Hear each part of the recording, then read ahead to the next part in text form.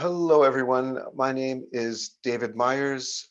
I'm the Executive Director of the Conservation Finance Alliance, and we are thrilled to share one of the Conservation Finance Alliance Incubator projects, Greenfi.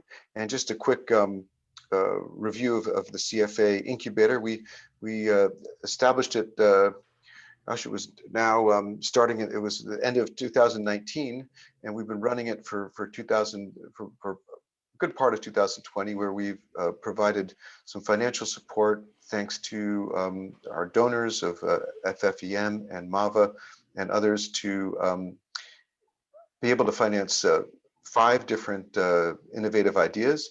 We also provided some mentorship and guidance to an additional 10 projects, and we've been supporting them to various degrees through CFA members acting as mentors, and through other strategic guidance.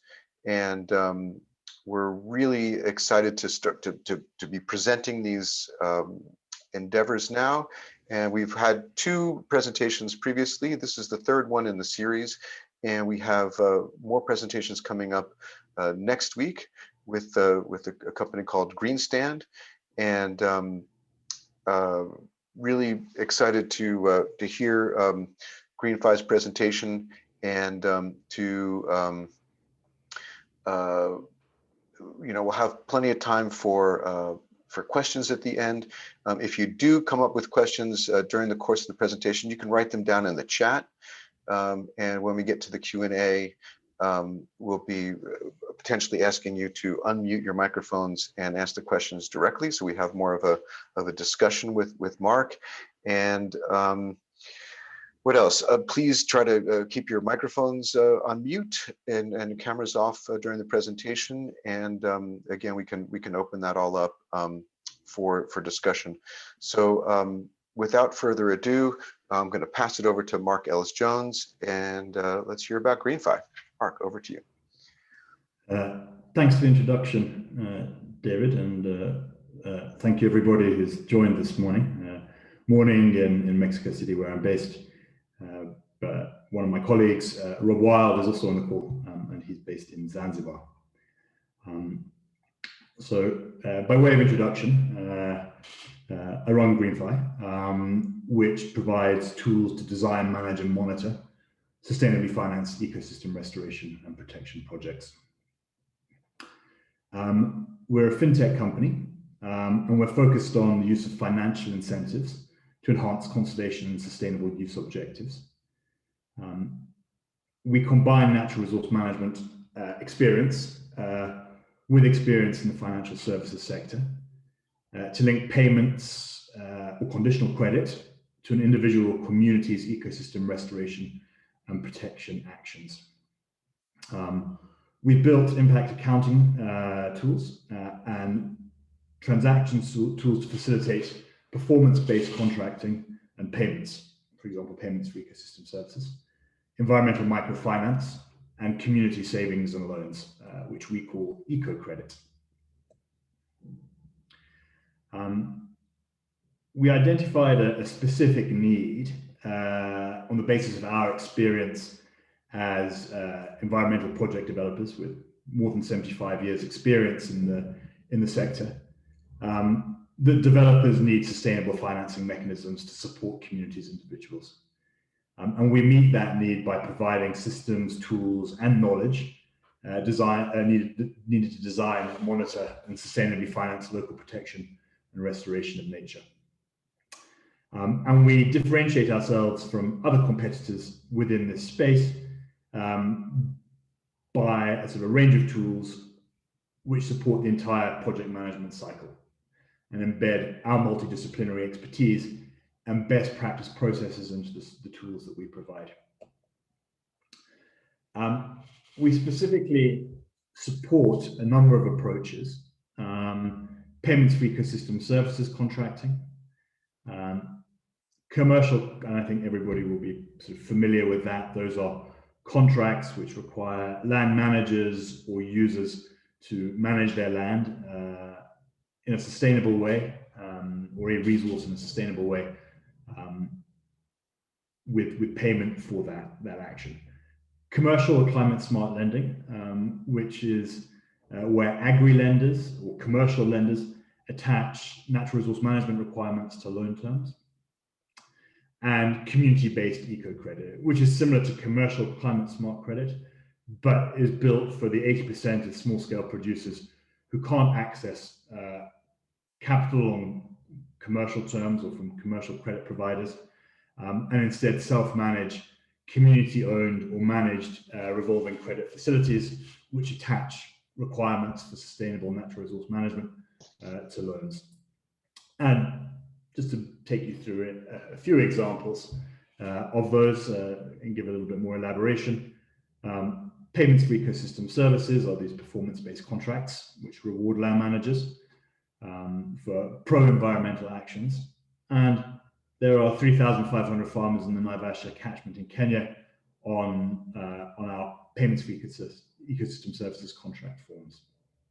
And then our design tools, which we'll look at in a little bit more detail later, are being used for the design of a payments for ecosystem services scheme in the Severe catchment in Rwanda.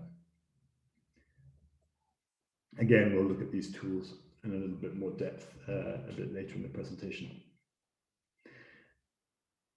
Our commercial climate smart lending system, as mentioned, this is where commercial agri-credit providers give credit access conditional upon sustainable land management. And we ran pilots in Kenya for a number of years with 100 farmers. And over the last couple of years, we've been developing systems, IT systems, designed to integrate with the core banking systems of commercial lenders who might want to use this approach.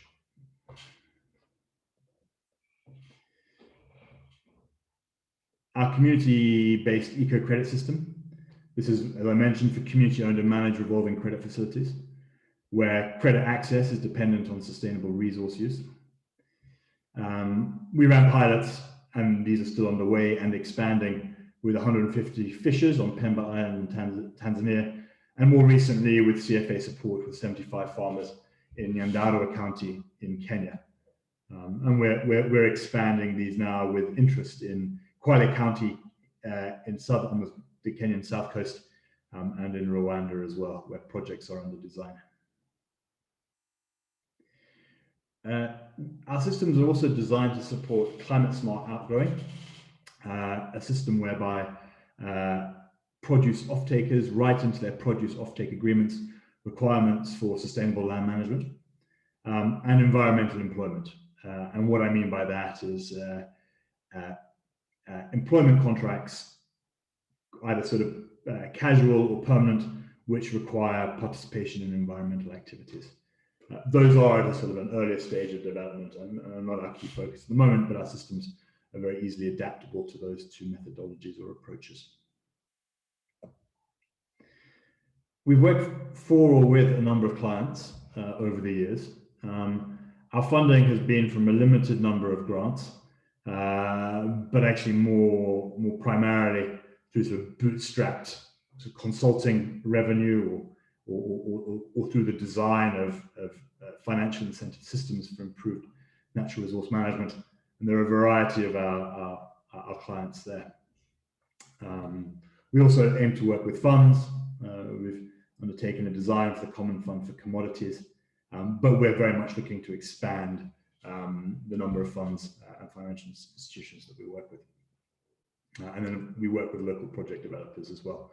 And actually they are key to implementation. I'll explore that in a little bit more detail later. So the tools that we've built to support project developers through the project management cycle are for project conceptualization and design. That's really for the initial sort of building of a natural resource management concept. For project implementation and management, and for impact verification, accounting, and reporting.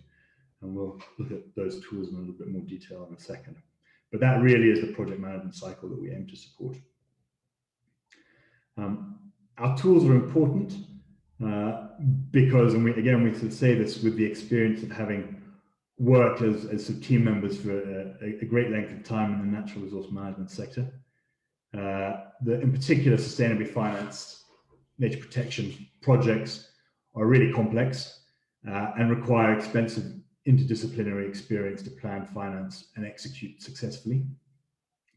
And we bake or embed that expertise into our tools and make them available to environmental project developers and funds on a cost-effective and simple-to-use basis. And very specifically, our tools are designed to increase effectiveness and sustainability, to speed up implementation, and to reduce cost. With the next few slides, I aim to give you a brief insight into our impact accounting platform. It has 4 key functions. It is a digital tool, and it is available across platforms on a software as a service basis. And users can use it to set project milestones. These are the environmental protection or restoration milestones that need to be the core focus of any environmental management project. Tools to map land and to evidence protection and restoration that is taking place on the ground. I think it's probably important to mention that within the sustainability accounting frameworks which are emerging, verifiability is a key principle of impact accounting, and our system facilitates that. And it also facilitates the reporting against key sustainability or environmental metrics. And typically this is quite a sort of serious pain point for environmental project developers due to the complexity of the systems that they're required to sort of report or to integrate into their projects.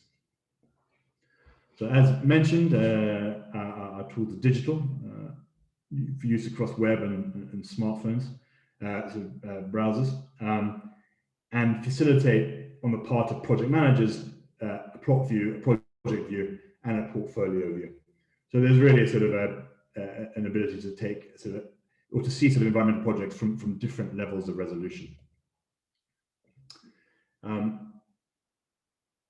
This next couple of slides is to give you an insight into our project development platform, which we've built to help project developers conceptualize ecosystem restoration or protection projects, to design the sustainable land management systems, and to cost those systems that will be the sort of the target of, or the aim of projects, to build an equity strategy. And by an equity strategy, I mean a fairness strategy, very important within this space and frequently overlooked, rather than equity in the sense of ownership. And then to build the term sheets and the agreements around which these projects are based. So that's payments for ecosystem services contracts, sustainable offtake agreements, climate smart credit agreements for commercial lenders and community lenders. And really, what we're focusing on through the use of this system is the conceptualization to help, I guess, non-specialist project developers design sustainably financed projects or projects capable of sustainable financing, to design and cost resource management systems, create the equity plan that I mentioned, and create the contracts which are at the center of these projects.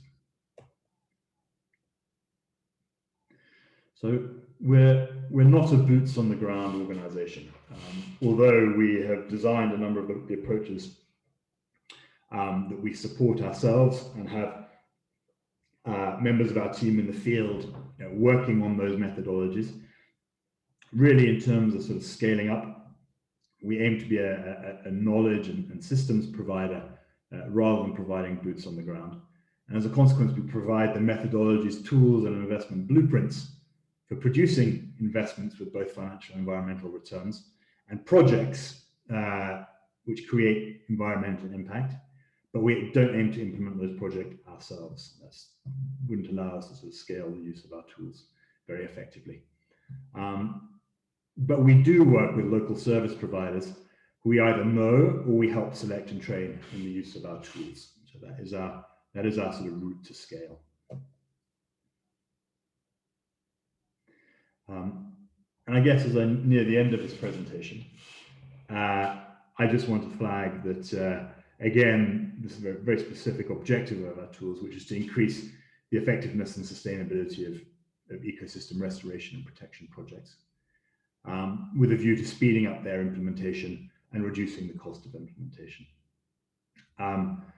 And if there is anybody on the call who would like to incorporate performance-based incentives into a project in which you're involved, or would like to design a project based on performance-based incentives and contracts, then please reach out to me or get in touch for further information about how we can work together. And there is our website and our an email address at which you can contact me. So that brings us to the end of the presentation. Mark, thank you so much. Really great overview. I'm wondering, before we dive into questions, because we've got quite a fair amount of time, if you'd be willing to go back in your PowerPoint to the three main ways that three main sort of products, and just go into a bit more detail on each one of these things. In other words, what does the system do that can't be done, or that's not done by existing payment for ecosystem service projects, for example? In other words, where, and for each one of these, because I'd love to also talk a little bit more about the community-based eco credit piece, because I really also think that's super interesting. And then we have one question. We have a couple of questions, so I thought we'd just maybe dive in a little bit more detail with how these work, and then we can go to those questions. So, Mark, maybe if I could pass it back to you for like the PES. So I should say, because we sort of run a variety of systems and approaches, the aim of this presentation is really to give viewers a sort of an introduction, or sort of a brief insight into what we're seeking to do and the tools that we have available. And if they are interested in any sort of particular one approach, really there's a lot of unpacking of these different approaches that can take place with examples and more detailed information. And I sort of very much welcome anybody who'd like that sort of that more in detailed sort of overview of each of these sort of specific approaches to get in touch, and it's sort of something we can probably sort of explore in greater detail, so one-on-one. But to just sort of unpack each of these a little bit further now, as David suggests, and starting with our sort of payments for ecosystem services approach, we have, as a team, designed some of the first payments for ecosystem services projects in Africa, and which is still functioning today, so 15 years later.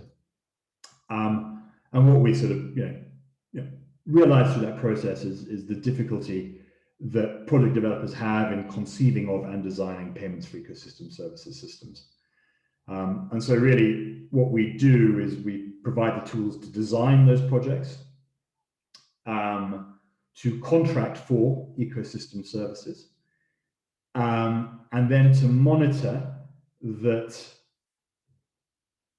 individuals or landowners or managers who have been contracted to undertake land use management changes are doing what they said they would do under that contract. So we have a digital system, web and smartphone based, which allows for land to be mapped, land that is being included within the scheme, and for project managers to track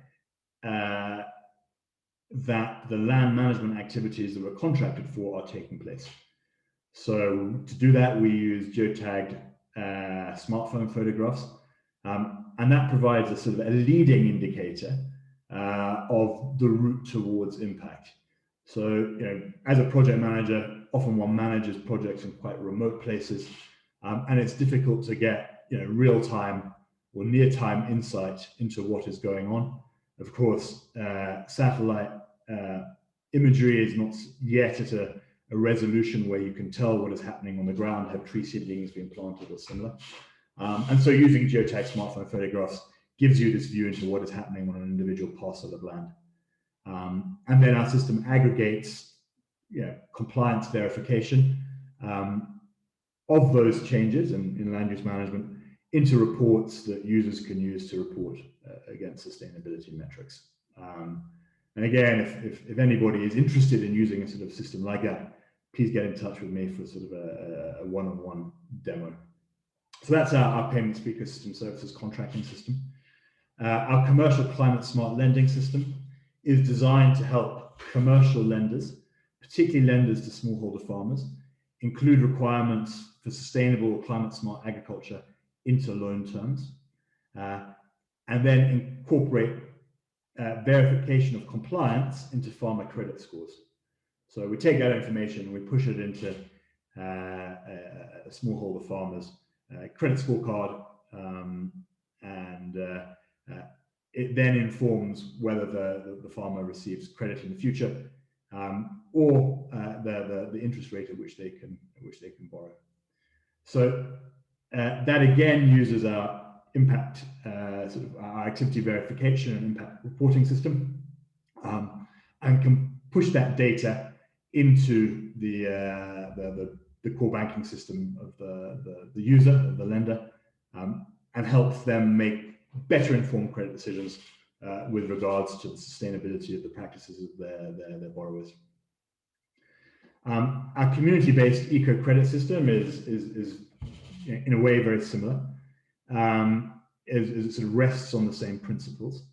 But in building our sort of system for commercial lenders, we realized that the system was in a way going to be sort of limited in its ability to affect impact, because 80% of small-scale producers who dominate many landscapes are regarded as conventionally unbankable, and instead their core route to access, or their primary route to accessing credit, is through informal credit systems or community-based village savings and loan schemes, which communities manage effectively as a mini bank. They make savings and they give each other loans, but importantly, they own the capital. That is the sort of that is managed by their fund, and we give them tools to manage their finances, and to incorporate requirements for sustainable natural resource use into loan terms. And really, we've been running sort of pilots on the community-based eco-credit system for a number of years now in Tanzania, and what we see is annual growth of community funds of somewhere between 12 and 15%, depending on the group itself.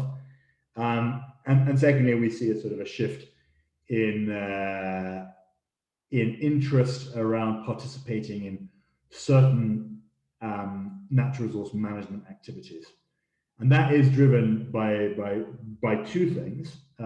One is the attachment of certain natural resource management requirements to individual loans.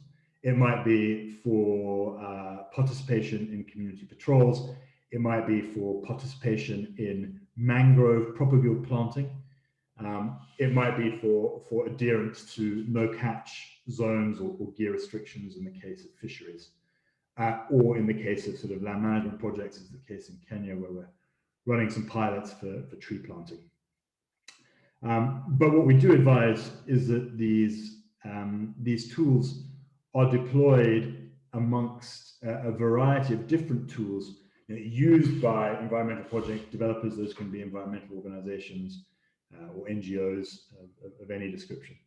And really, we're sort of focused on providing those tools which sort of are capable of delivering strong economic incentives.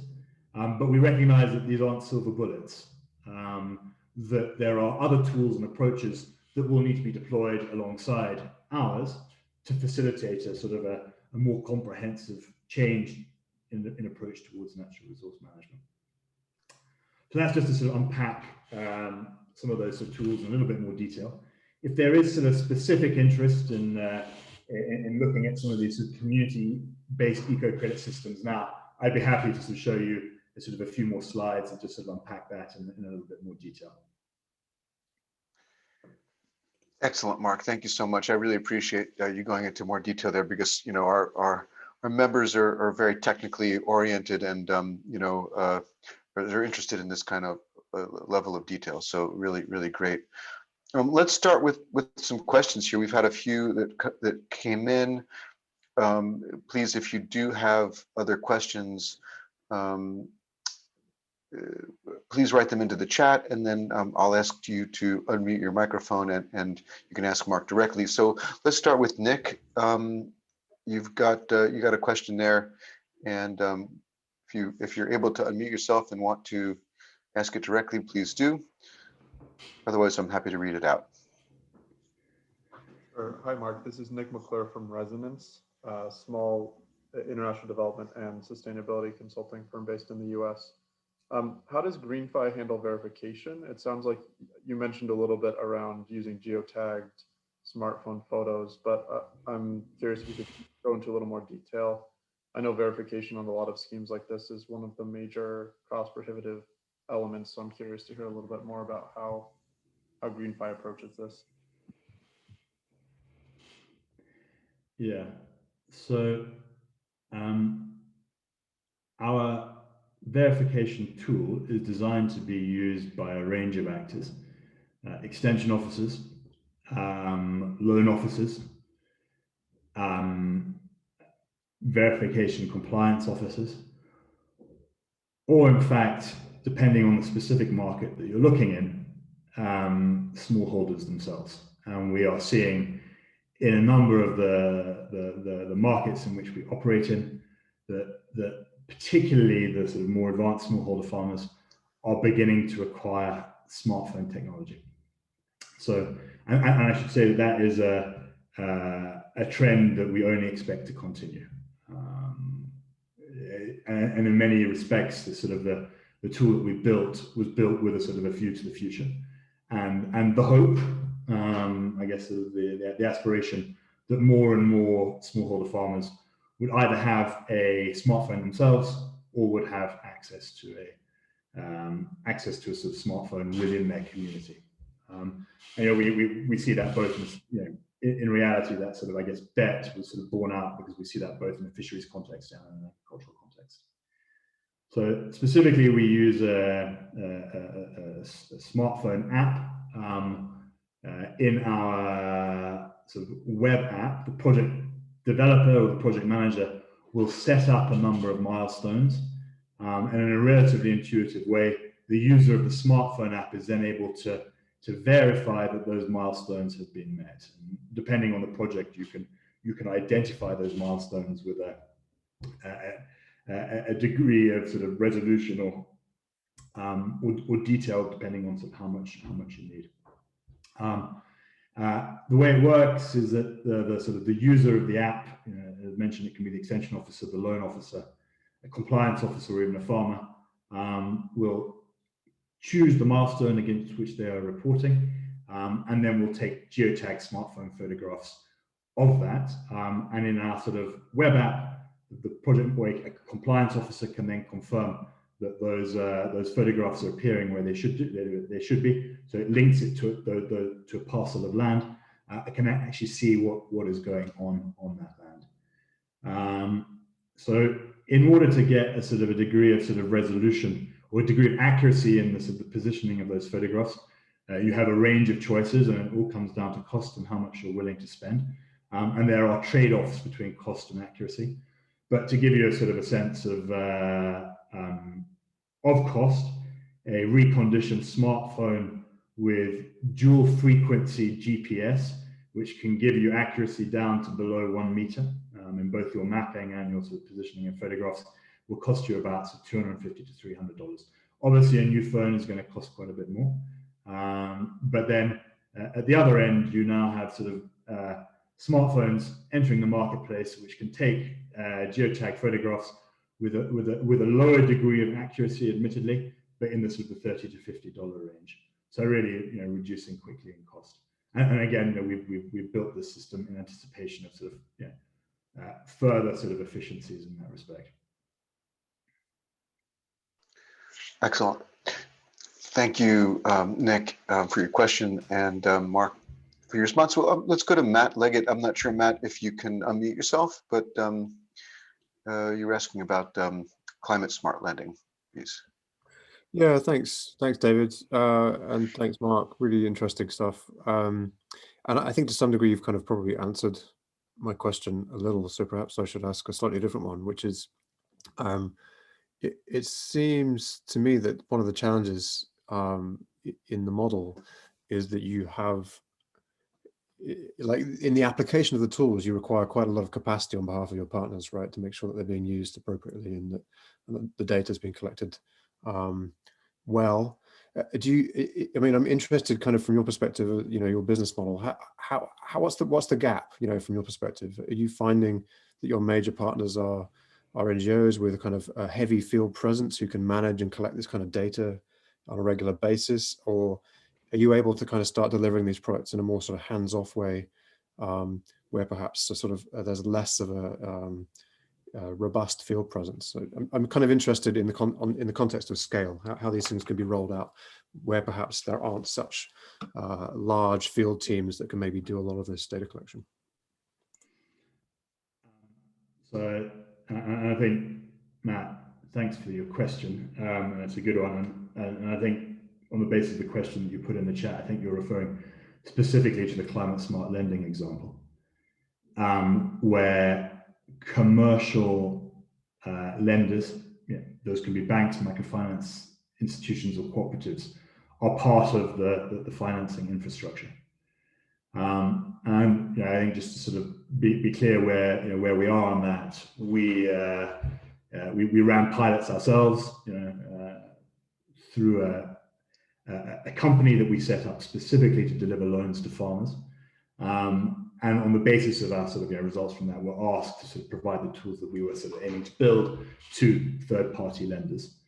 And we finished building those tools, roughly a year ago, and we're about to start with some pilots with a commercial lender in East Africa when COVID hit, and that sort of put our sort of plans sort of back by a year or so. The sort of the financing structure for that is that, in an idealized way, that a microfinance investment fund, which has impact objectives, provides a loan to the agri-lender, which then on-loans that money to smallholder farmers with sort of environmental strings attached. The reality is that, at the outset, technical assistance funds are needed to sort of prime the pump. Firstly, because MFIs need some confidence. They'll want to run the systems for a year or so, so that they understand how to use them and sort of feel confident that they can scale their use within their own organization. And secondly, the reality is also that that many development organizations or environmental organizations seek to partner with MFIs as sort of interested private sector partners, and are reluctant to move where their participation is not being funded by somebody else. So a variety of different funds need to be brought to fund, to get these projects started, and that is, some commercial debt is fine, but some concessional debt is a good idea, and then some technical assistance funding as well. And really, if we're to start thinking about how we bring financial institutions into a sort of a sustainable financing framework, these different types of capital will need to be made available at scale. And actually, what we see is that that is beginning to happen. There seems to be something going on in the wider market at the moment, and there's sort of a lot of interest in these specific approaches. And I think that was your question, Matt, that you had in the chat. But your question that you sort of put verbally was, is there a sort of quite sort of a heavy, I guess, sort of human infrastructure that needs to be put in place to deploy a climate smart lending system with agri lenders? We've designed our system to be sort of purposefully light touch. Agri lenders, are real, like other lenders, are real sort of process driven beasts. And tend not to take very well large changes in how they're expected to manage their businesses or their operations. And so really, the changes to what they do are designed to be minimal. Within best practice agri-lenders, loan officers or extension officers are visiting farming clients anyway. And so to deliver training, both agricultural and business. And so then maybe layering on training for sustainability is not a big step. And then using a smartphone app to capture photographs of what their client's doing on their farm is not a big step either.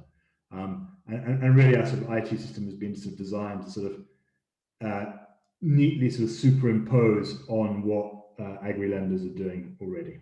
So certainly the more sophisticated ones. Thank you. I have a follow-on, but I will put that in the chat, and if there's time, other people can jump in. Sure. Thanks, Matt. Yeah, there probably will be some time. We have a couple more questions, though. I think we'll go to Cyril Offrey, if you're able to unmute yourself. I'm sorry if I did not pronounce your name correctly. Okay. That's okay. That was pretty good. Thank you. So my question was about whether you've considered working with international development finance institutions. So they tend to operate at the level above of the microfinance funds that you mentioned. So typically they will provide equity or loan to those MFIs for them to then on lend to smaller investees. I'm just mentioning it because I know they are all kind of moving towards building Paris compliant or zero carbon portfolios. And it sounds like this could be a way for them to get impact information on their underlying portfolio, which I know they sometimes struggle with. Yeah, and from what I understand, there's there's a discussion going on in the finance world as to whether not only their internal activity should be zero carbon, but whether the targets of their lending activities should be zero carbon as well. And I should say that we built our commercial climate smart lending system with a view to the fact that also I guess with an opinion on the way that discussion is going to go, and the likelihood that financial institutions are going to be pushed towards having some responsibility for the environmental performance of their underlying investments, whether they're debt or equity. And so I guess where we've been is we started this as pilots in the space a number of years ago, and then built the tools which would facilitate third-party lenders to onboard these approaches. And we've really I think now come to the end of that, and it's now the point at which we're hoping to start engaging with DFIs on a more on a less ad hoc basis. We have been engaging with them. I think the CIF, the Climate Investment Fund, is an example of that, and we have seen national environmental funds borrow from our methodologies and approaches in order to secure funding from multinational organizations, or with DFIs, I should say. But that has been very ad hoc up until now. And really, what we're trying to do is try and systemize, how we might be able to engage with DFIs going forward, because they are an important source of funds for small-scale agri-lenders. But that's not to overlook the fact that impact investors are also important sources of funds for agri-lenders, which serve the small scale or the smallholder market. And finding the best route in to leverage our impact as a very small organization is actually what we're trying to work out how to do at the moment. Thank you. Great, thank you. And let's see, I think Nick, you also had a second question related to finance institutions and who's doing what. Was that covered, do you think, or do you want to re-ask? I think it's been largely answered. Thanks, David. Okay, great. And I see a note from Carl Brusso in Malawi, who's, I'm not sure, Carl, if you can unmute yourself. But I'll assume that you can't, because usually your connection is not so great. So just reading this out, working in a mountain environment and remote Malawi site, we would have difficulty with mobile phone service dependency and technology. So what are the, are there, how would you deal with areas with poor reception and poor technology? Firstly, I should say our digital tools are designed to work offline. There will always need to be a data connection at some point. You can send a sort of loan officer, an extension officer, an NGO worker to the field to collect evidence of compliance. And that evidence can be collected using our tools, stored on the smartphone, and then when the smartphone is back within sort of data connectivity, the data that it has collected will be pushed to the database and then sort of made available in a sort of a user-friendly format to people who are not in the field but would like a view into what is going on in the field. So that is possible within our system. I think maybe useful just to say at this point that, and this is with specific reference to our community eco-credit tools.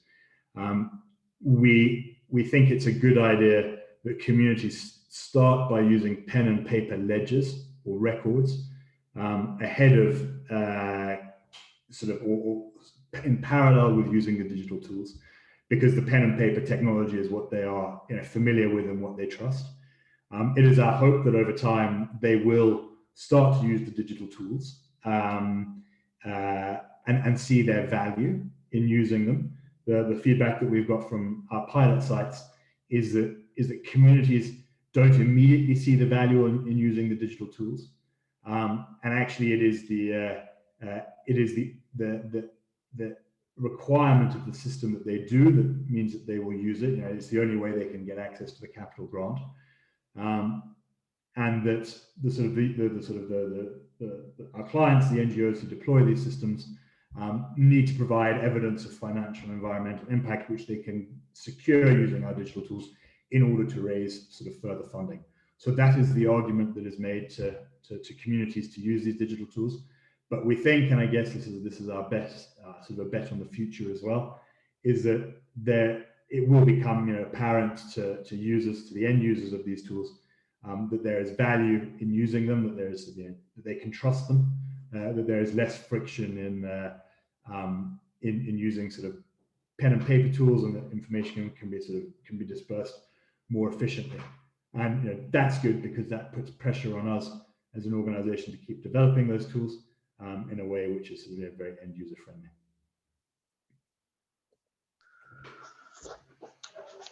Right, thanks, Carl. And other folks. So we do have time for one or two more questions.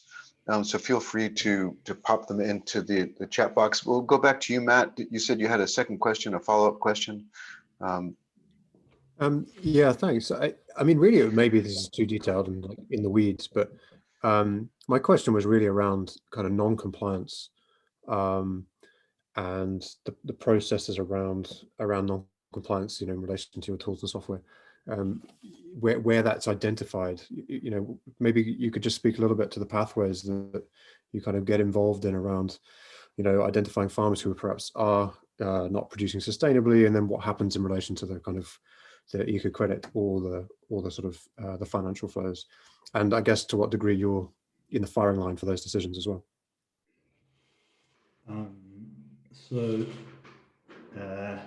I'll answer that question as relates to both our commercial system, our system for commercial lenders, and our system for community credit groups. So for commercial lenders, the way our system is designed is that when evidence of verification of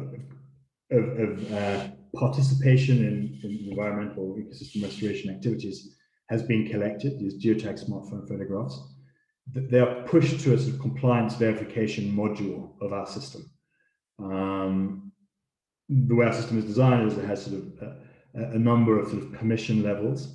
And one of those permissions is set for the sort of the back office compliance officer, who will look at the photographs and within our system then assign a score to those photographs of compliant, not compliant, needs remediation, or photographs are unclear. And that data is then sort of pushed into another module where a project manager can sort of take a decision on what to do. Depending on how frequently the sort of requirement is set for verification photographs to take place, you can sort of identify problem performers early on, and you can push that information to an extension team who can then either give a call to or can sort of visit somebody who might be having implementation or compliance difficulties. We can't, from a sort of commercial perspective, we can't get involved in that decision process at all. And really, this is the tools that have been designed for agri-lenders to sort of to manage that process themselves. And certainly, an agri-lender wouldn't want a sort of a third party getting involved in that type of process, because it's one that they need to control as I mentioned, as a sort of process-driven sort of entity or organization. With regards to our sort of community tools, where a revolving credit facility is managed by a community group, I think it's probably sort of important to say that one of the reasons that the individuals within those groups are regarded as sort of conventionally unbankable is because often, whilst they're sort of very committed to repaying loans and can do over a sort of a set period of time, that's been our experience, are frequently not able to do that in a sort of a sufficiently sort of smooth way so as to meet the requirements of a commercial lender. Typically, small-scale producers have very lumpy cash flow, and that really sort of affects their ability to sort of repay according to a set schedule, and in turn really affects the sort of the commercial lender's portfolio at risk, and therefore their ability to raise money. So that explains to you sort of why commercial lenders tend not to get involved in that segment of the market, but also to hint to the fact that these community credit groups need a great deal more flexibility. And again, we make a sort of similar toolset available to those credit groups, supported by the NGOs who are supporting them. And where non-compliance is identified, I think for sure, the communities themselves are encouraged to sort of withhold the issue of new credits until compliance has been achieved.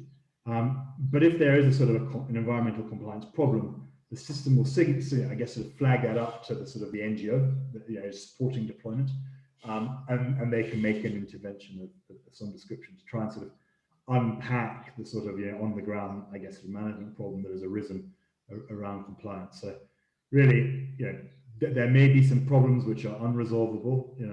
I think we will see that for sure. It's only human, right? At the end of the day, there is a sort of a management challenge to all of these projects, and I guess we try and help that with sort of, by providing sort of information efficiently. But ultimately, there are problems that are likely to sort of overwhelm that, and some of these groups won't work. I think we're aware that not all projects work, but we hope through our tools to increase the rate of success through making them available. Many thanks.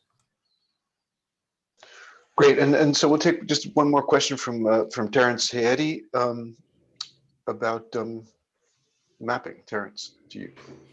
Yeah, thanks, David. Yeah, I work with the Jeff Small Grants program, and we have a pretty sizable portfolio of projects with community-based organizations and NGOs. And one of the things that we need to report on is the kind of hectares and the spatial extent of these local projects. So in relation to your community tools, I was interested in, maybe you mentioned this, but whether you can capture spatial extent and sort of GPS coordinates. We have a similar, we're working with the UNEP World Conservation Monitoring Center on a similar digital tool to spatially map conserved areas, which can also be done offline and can then be later uploaded to WCMC that manage the world database on protected areas. But I was just wondering if there's an interface here with spatial planning aspects, particularly with the ecosystem service dimension. Thank you. Yeah, I should say that, thanks, Terence. It's a really interesting question, firstly. And it gives me some opportunity to talk a little bit about the functionality of our impact reporting tool in a little bit more detail. We ended up building the tool because at the time there was nothing on the market that met our needs. That was a few years ago, and sort of the intervening 2 or 3 years, there have been quite a few organizations building tools, trying to achieve the same. And I guess what our tool does, well, it is designed to specifically integrate with the workflows that support the approaches that we support, the payments for ecosystem service contracting, the climate smart lending, and the community eco credit. And so they're really built around the sort of the workflow that a project manager or a credit officer might need to sort of for sort of the environmental elements or aspects of a project to be successful. Part of that workflow is the creation of maps of targeted land, and that's sort of really sort of the visual basis of how our system works. That once a system is mapped, it is then you can then see it on sort of every page of our system, and I'll show you a quick screen here, which might give you a sort of a visual sense of what I'm talking about. Gives you a sense of the land boundary which has been mapped, and I hope you can see that. And then each of those dots within the land boundary is a geotagged photograph. So you can see where the photograph has been taken within the margin of error of the hardware that is being used. So that is sort of specifically how the monitoring and compliance system works. I think what I'd also like to point out here is that you have to sort of I guess sort of monitor at sort of at different levels, and the way our system has been designed is to sort of monitor sort of leading and lagging indicators of impact. Of course, the implementation of the environmental activity is a leading indicator. Whether sort of a tree seedling has been planted is your first indicator of whether that tree will reach maturity. But you need to have those leading indicators as a project manager in order to be able to act, because if for whatever reason the seedlings haven't been planted, you're not going to be able to sort of see the tree 3 or 4 years time. And what I think maybe just to re-emphasize this point is that we had to build the system like this because satellite imagery doesn't give you sufficient resolution to confirm that these sort of leading indicators of impact. And so I guess that's sort of the logic of how that tool is developed and available there. Thanks. Excellent. Well, thank you everyone for your questions, and thank you so much, Mark, for the presentation and all this great work. Really, I think something that's needed very much so to try to improve how we incentivize local communities and get these tools to an efficient level that they can be used much more broadly. So congratulations on all that. I just want to point out next week we do have another webinar from a CFA incubator company. This is Greenstand, which is also has a product called Digital Tree. And interestingly, they're also using geotagged photos as part of their sort of capturing tree information for planting, and then creating a kind of digital token that then can be shared and transferred and things like that. So really similar in certain ways, but completely different in other ways. And look forward to you all joining that webinar next week. And thanks again, Mark, and thanks everyone for joining. And we'll see you next week. Thank you very much, everybody. Bye now.